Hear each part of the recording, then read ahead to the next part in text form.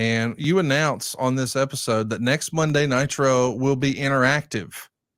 And I'm curious, how well did those interactive shows do in terms of business? As a reminder, you were using the hotline.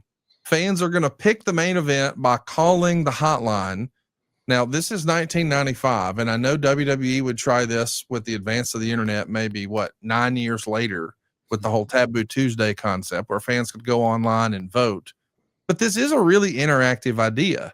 And I know, once upon a time you could have different books and things like that and video games, and you could sort of pick which way do you want the story to go? Do you want it to go this way or that way? So that interactive component, now you're trying to introduce to wrestling. Is that an Eric idea, a Kevin Sullivan idea, somebody else? And obviously it's a business driver, because if fans want to vote, they've got to call into the hotline and spend money. So I guess the big question is this a Mean Gene idea? Take me through this. Actually, the first time I did this was on WCW Saturday Night from Center Stage. That was my idea. I believe it was my idea. And it's so hard to say where the nucleus of an idea came from. It could have been in a conversation with somebody walking by and I overheard it and went, hey, wait a minute, let's build on that, right? So it's too hard to pinpoint. But the first time I did it was actually on a WCW Saturday Night from Center Stage. And the reason it was so memorable was because, well, first of all, it was a really whack idea at the time. And secondly, this is funny. I remember I was standing up kind of off to the side of the set, and I was doing play-by-play from a podium, basically, right? Because there wasn't a lot of room at Center Stage. Didn't have desks, and just didn't have a lot of room to work. So I was on the set, kind of off to the side, standing up in front of a podium doing my work. And you've obviously heard about my false teeth, tooth at that time. I had a plate, what's called a flipper plate, if you know what that is. But basically when I went in to have this false tooth made for me, I had a plate, much like I guess braces probably use, that just fit to the top of your mouth, and then the fake tooth is right here in the front. And I remember it's live, the camera's on me, and I'm yelling and doing what I'm doing in play-by-play. I'm all excited, talking with my hands like I am right now. And I must have enunciated just awkwardly enough that the tip of my tongue hit that tooth. And in the middle of a live broadcast, and someday I'm going to go back and see if I can find this, I literally spit my tooth and the flipper plate it was attached to right out of my mouth on camera. And I caught it in midair with my left hand and slipped it back into my mouth like that. And I don't think anybody noticed it because I never heard a word about it. I remember it because I was on camera. I was freaking horrified, right? It's not like I wanted the world to know I had false teeth. But I remember that it's like slow motion. It's like something you'd see in a movie. This flipper plate with a little tooth on it is flying through the air while the camera's on me. And it's like, shoo, thing back in my mouth and keep going. That's the only reason I remember it. But we had all the heels in one room and we had all the baby faces in another room. And we created this interactive idea, but we did it first on WCW Saturday Night. And it was just an early way to, again, better than, different than, less than. Let's try something different. I was never afraid to try shit. Sometimes I wish I would have been more afraid because you end up having to live with, you had to live with the results. And every once in a while you get lucky. It was great. But more often than not, it was like a really good idea, but it needed a little more work. And I think what we're doing on Nitro was, okay, what did we learn the first time? How can we improve it? How can we maximize it? Let's try it again. So it was actually the second time we did it. Well, I love the idea of trying to be, interactive and trying to do something different. Do you think if WCW would have had, like if WCW existed in the more modern internet era, would you have leaned into this further, do you think? 100%. Oh, I would be determined to figure out the solution and the best way to maximize the opportunity. In today's world, when everybody can react and vote or whatever instantly at scale, Taboo Tuesday, WWE did it. It certainly would have been a lot more effective to do it in today's environment than it did even back whatever year Taboo Tuesday was, because people are more familiar now. They're more comfortable using technology. There's more of it out there.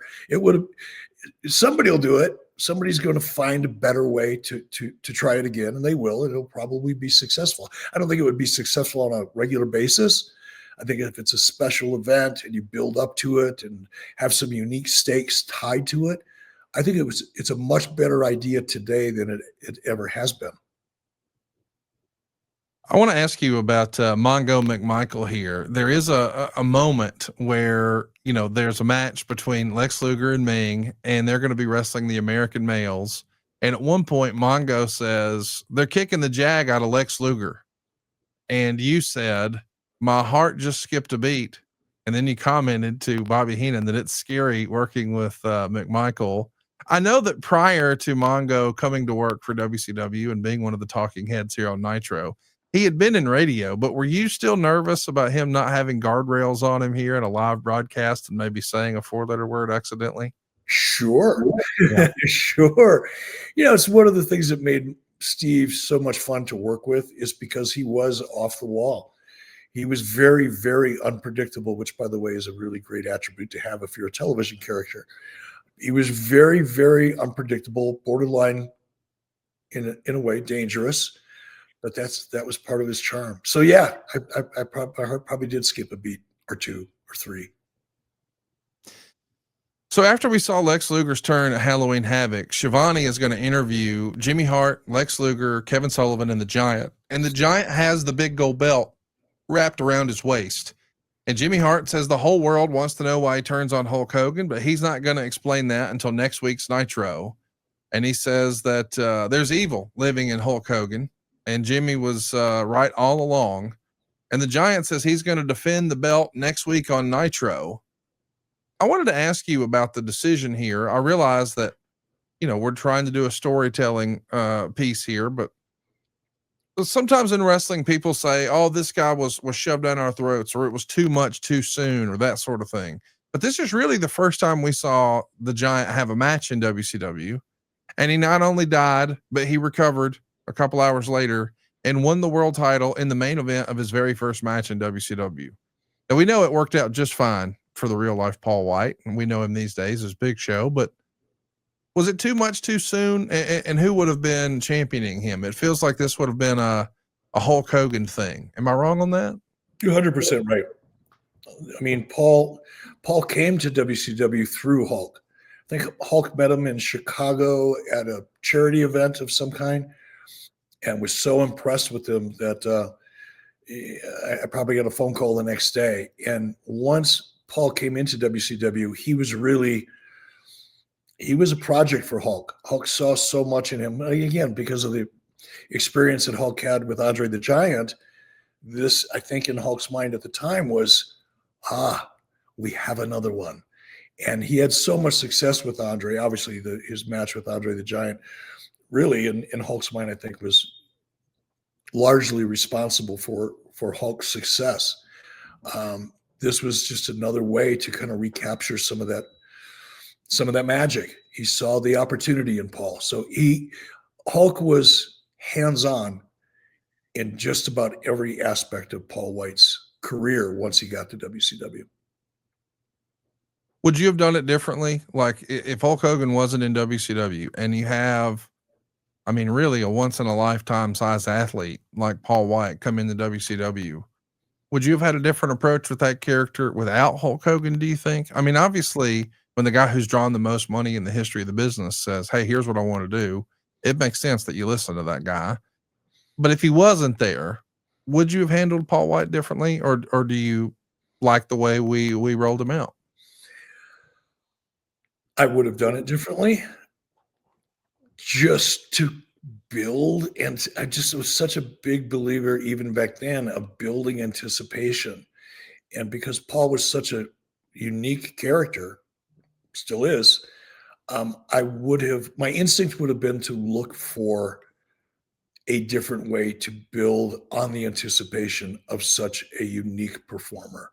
as opposed to here he is on Sunday and wait till you see what he does tomorrow. It was too much too soon. You got to give the audience a chance. You hear the wrestlers talk about this a lot when they're talking about the action in the ring, is you got to let it breathe.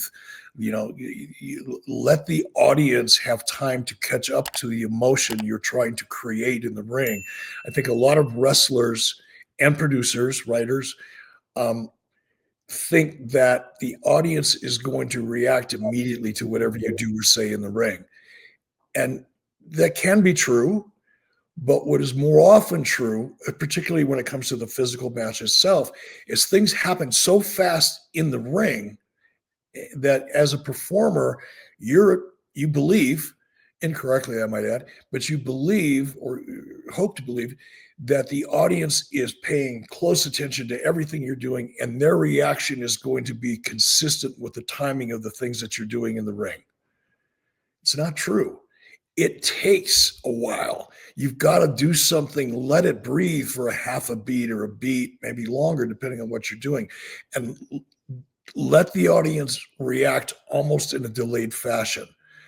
And I think when you hear people often talk, when I've heard people talk about laying out a match in the ring, the really good ones, the ones that really know what they're doing and have that experience and have learned how to manipulate the crowd. Remember what I said earlier about developing the experience to rely upon, in my case, I relied upon the reaction of the audience and learning how to read so I could therefore anticipate a reaction. Once you get to the point where you feel, think of a different way to say this, once you feel like you have a really good understanding of how to manipulate the audience's emotion because you've learned timing. And sometimes, especially with younger talent, and in particular, the nature of matches today, which are generally much more fast-paced, you miss that beat. You miss the opportunity for the audience to really react to what it is you're trying to do. And I would have relied on my instinct to take more time in developing Paul. But like you said, Paul did all right. All right, real quick, I want to remind everybody, especially this time of year, did you know at savewithconrad.com you can skip your next 2 house payments? That's right. You'll get a cheaper monthly payment and no payments until next year. How about a little Christmas vacation from house payments? That's right. No payments in November or December at savewithconrad.com.